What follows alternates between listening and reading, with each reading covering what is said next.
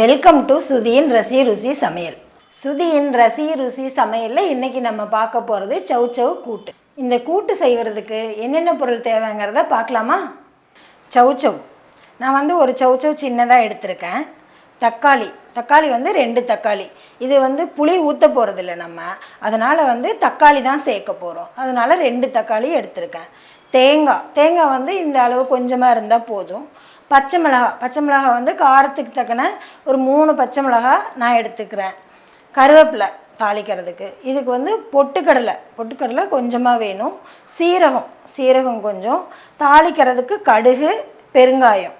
தேவையான அளவு எண்ணெய் ஆயில் நான் கொஞ்சமாக எடுத்துருக்கிறேன். இது தேங்காய் எண்ணெய் கொஞ்சம் வச்சுருக்கிறேன். தேங்காய் எண்ணெய் கடைசியாக கொஞ்சம் சூடு பண்ணி மேலே ஊற்றணும். துவரம்பருப்பு ஒரு 100 கிராம் அளவுக்கு எடுத்து வேக வச்சுக்கிட்டேன். இது கடலைப்பருப்பும் ஒரு கொஞ்சமாக வேக வச்சு போடணும், அப்போ தான் டேஸ்ட்டை கொடுக்கும். தேவையான அளவு உப்பு. இப்போ கடாய் காஞ்சிருச்சு. இப்போ கொஞ்சம் எண்ணெய் ஊற்றிக்கலாம். இப்போ கொஞ்சமாக எண்ணெய் ஊற்றினாவே போதும். எண்ணெய் காஞ்சோடனே கடுகு வெடிச்சோடனே சீரகம் கொஞ்சமாக சேர்த்துக்கலாம். இப்போ கருவேப்பிலையும் போட்டுக்கலாம்.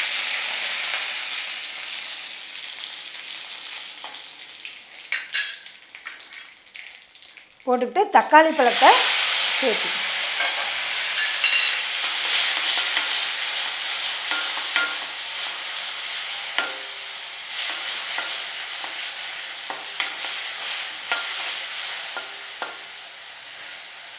இந்த தக்காளி பழம் எண்ணெயில் கொஞ்சம் நல்லா வதங்கினோடனே காயை போட்டுக்கணும்.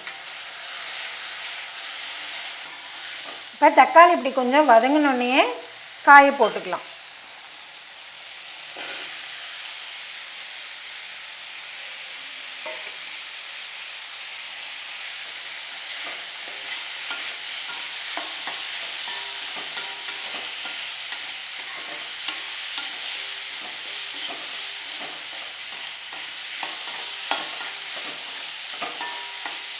இப்போ காயை கொஞ்சம் நல்லா இப்படி வதக்கி விட்டுட்டு கொஞ்சம் தண்ணி ஊற்றி ஒரு பிளேட் எடுத்து மூடி வச்சிட்டோம்னா ஒரு 10 நிமிஷத்தில் நல்லா வெந்துடும்.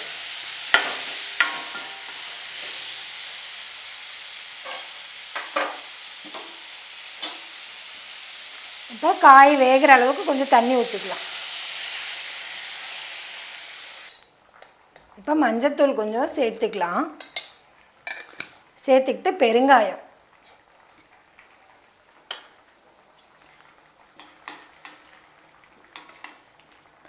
இந்த வீடியோவை கவனமாக கடைசி வரைக்கும் பார்த்துட்ருங்க. கடைசியாக நான் ஒரு டிப்ஸு சொல்ல போகிறேன், அது என்னன்னு பாருங்கள். இப்போ ஒரு தட்டு வச்சு மூடி வச்சிடலாம். ஒரு 10 நிமிஷத்தில் இந்த காய் வெந்துடும். இப்போ இந்த காய் வேகிற டைமில் நம்ம இந்த தேங்காய், பச்சை மிளகாய், சீரகம் எல்லாம் போட்டு அரைச்சிக்கலாம் மசாலாவை.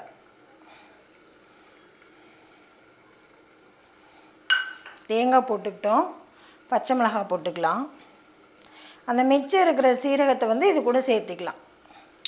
சேர்த்து இது நல்லா நைஸாக நம்ம பொட்டுக்கடலை எடுத்து வச்சோம் இல்லையா, அதையும் கூட சேர்த்துக்கிறோம். பொட்டுக்கடலை அப்படி இல்லைன்னா கடலை மாவு கூட கொஞ்சம் போட்டுக்கலாம். இப்போ பாருங்கள், காய் நல்லா வெந்துருச்சு.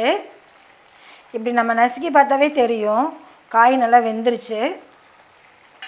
இப்போ இது கூட நமக்கு எவ்வளோ தேவையோ உப்பு சேர்த்துக்கலாம். இப்போவே உப்பு சேர்த்தா தான் காய்க்கெலாம் உப்பு நல்லா பிடிக்கும்.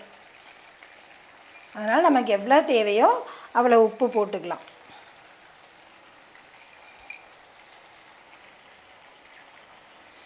உப்பு போட்டு நல்லா கிளறி விடுங்க.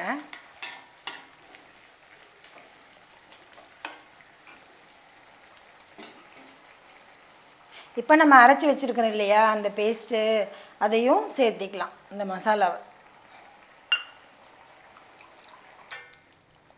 பருப்பை கடைசியாக தான் நம்ம சேர்க்க போகிறோம். ஏன்னா இதுக்கு புளி போடாததுனால இப்போவே நம்ம அந்த காரம்லாம் சேர்ந்தால் தான் காய்க்கு நல்லா காரம், உப்பு பிடிக்கும். பருப்பை போட்டுட்டு அப்புறம் போட்டோம்னா காய்க்கு காரமே பிடிக்காது. அதனால் பருப்பை கடைசியாக தான் போட போகிறோம்.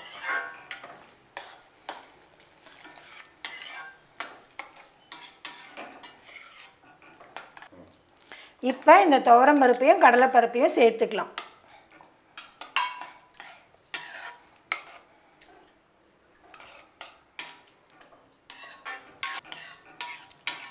இப்போ பருப்பு ரெண்டும் சேர்த்துட்டோம்.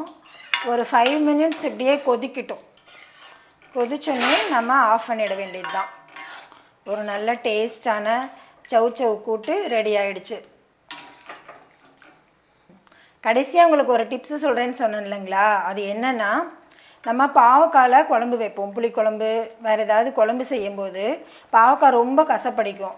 அந்த கசப்பு இல்லாமல் இருக்கிறதுக்கு நம்ம பாவக்காயை கட் பண்ணி வச்சுருவோம். கட் பண்ணி வச்ச உடனே ஒரு டீஸ்பூன் அளவுக்கு உப்பு, கல் உப்போ தூள் உப்போ போட்டு அந்த பாவக்காயை பெசரி வச்சுருங்க.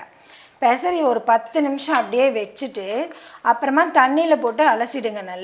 நல்லா அலசிட்டு நம்ம குழம்பு செய்யும்போது சேர்த்துக்கிட்டோம்னா கசப்பு பாதிக்கு பாதி இருக்காதுங்க. ரொம்ப டேஸ்ட்டாகவும் கொஞ்சம் நல்லாவும் இருக்கும். இப்போ இந்த கூட்டு நல்லா கொதிச்சிருச்சு. அவ்வளோதான். இப்போ இந்த அளவு கொஞ்சம் தண்ணியாக இருந்தாவே போதும். ஏன்னா கூட்டு ஆறும்போது இன்னும் கொஞ்சம் நல்லா கெட்டியாகிக்கும். அதனால் இந்த மாதிரி இருக்கும்போதே நீங்கள் எடுத்து வேறு ஒரு பாத்திரத்தில் போட்டு வச்சுக்கலாம். இந்த கூட்டு ரெடியானதுக்கப்புறம் கடைசியாக நம்ம தேங்காய் எண்ணெய், 1 ஸ்பூன் தேங்காய் எண்ணெயை நல்லா காய வச்சு இது மேலே ஊற்றிட்டோம்னா இன்னும் நல்லா டேஸ்ட்டு கொடுக்குங்க. இப்போ நான் இதை வேறு ஒரு பவுலில் போட்டு வச்சிட்டேன் பாருங்கள். இப்போ ஒரு சுவையான சவ் கூட்டு ரெடி ஆகிடுச்சு.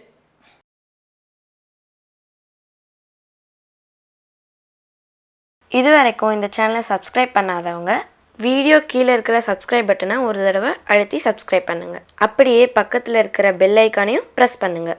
அப்போ தான் எங்களுடைய அடுத்தடுத்த வீடியோக்களோட நோட்டிஃபிகேஷன் உங்களுக்கு கிடைக்கும்.